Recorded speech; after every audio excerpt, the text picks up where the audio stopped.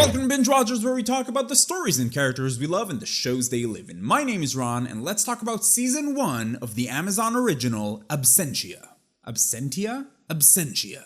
ABSENTIA was recommended to me by quite a few of you, and it's a 10-episode psychological thriller that follows the story of FBI agent Emily Byrne. Emily was kidnapped and presumed dead. Someone even went to jail for her murder, and her husband Nick eventually moved on and got remarried, and Nick is also an FBI agent, and he now lives with his new wife and the son he had with Emily. About 6 years after Emily disappeared, it turns out that she wasn't dead at all. She was just locked up and horribly tortured for 6 years, but now she's back. Yay! Or maybe not yay? Emily now needs to figure out who took her. The guy who was accused for her murder is obviously not a murderer anymore. He's being retried for kidnapping, but pieces of evidence start popping up that maybe suggest that maybe he wasn't involved in it at all. Maybe Emily was actually more responsible for some of this. So on one side, Emily needs to, at the same time, readjust to society and to the fact that her life is pretty much gone as she knew it. Her son calls another woman mom. It's a lot to take in, and she also needs to fight to figure out what happened to her and prove that her part of this starts and ends with, well, being kidnapped and tortured. So there's a bit of a familiar, I need to clear my name element to all of this. On the other side, Nick is also pretty messed up by all of this. His life is also turned upside down. As an FBI agent, he needs to bring Emily in, but he also needs to figure out exactly what happened, but he can't really work with Emily since they're sort of on opposite sides of the law now. It gets a little complicated.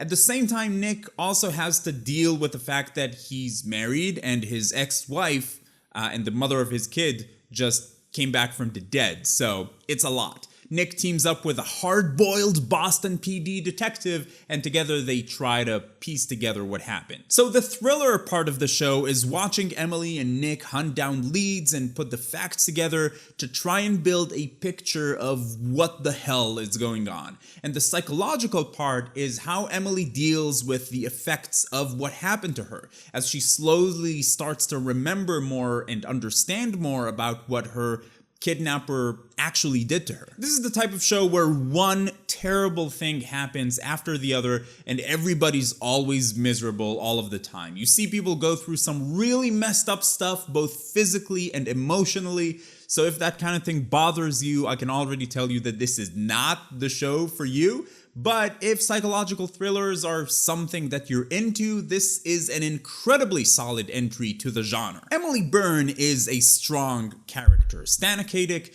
more than carries this show with an intense, powerful performance. She's miles ahead of everybody else in this show, especially Nick, who's supposed to be her counterpart, but he's kind of like a kid at a school play compared to her. And the show packs a lot of story into 40-minute episodes. I love that. This show is not a second longer than it needs to be. So many dramas go for hour-long episodes and just end up feeling like they drag on and on for no reason. Absentia?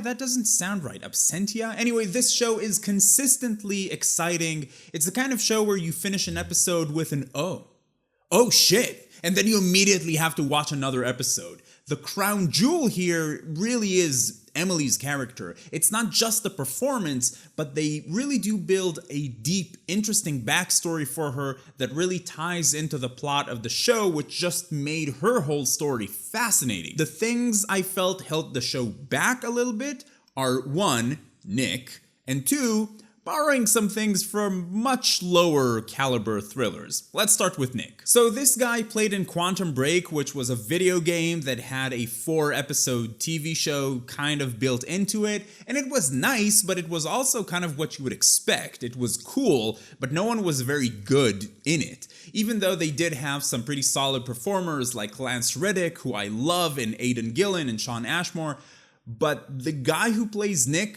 he stayed at that level, which was fine for the TV show and video game gimmick, but not for like a big boy drama.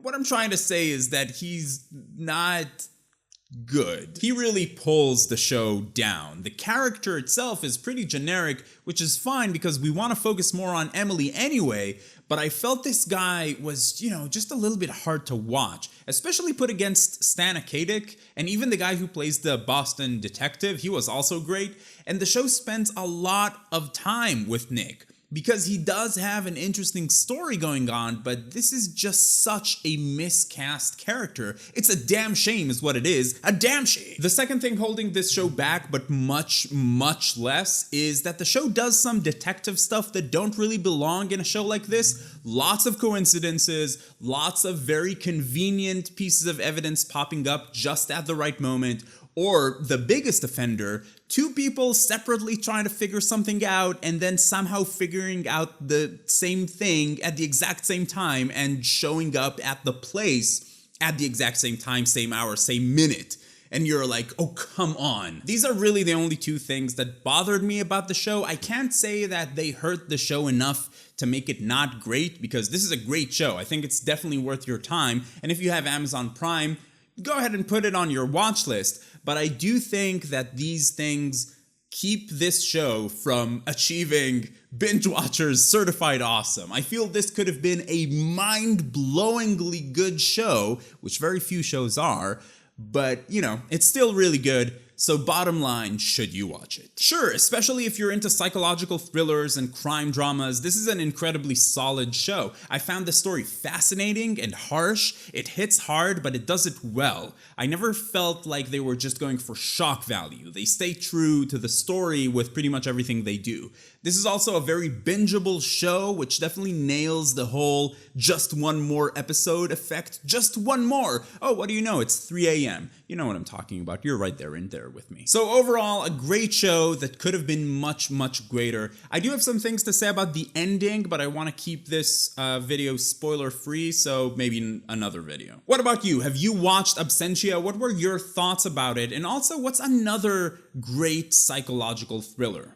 How many times have I said psychological thriller? Feels like a lot. If you're going to be talking about spoilers, please use spoiler tags in your comments. And if you like this video, please give it a thumbs up. It really helps out a lot. And you can find me on Twitter and Instagram and TV Time. Links to everything down below. You can also join our Discord server where we chat about TV, and it's a lot of fun. Again, you can find that down below. And if you're finding binge watchers for the first time, welcome. I'd like to invite you to join the binge watchers community. Talk about TV with us. Ooh, sorry about that.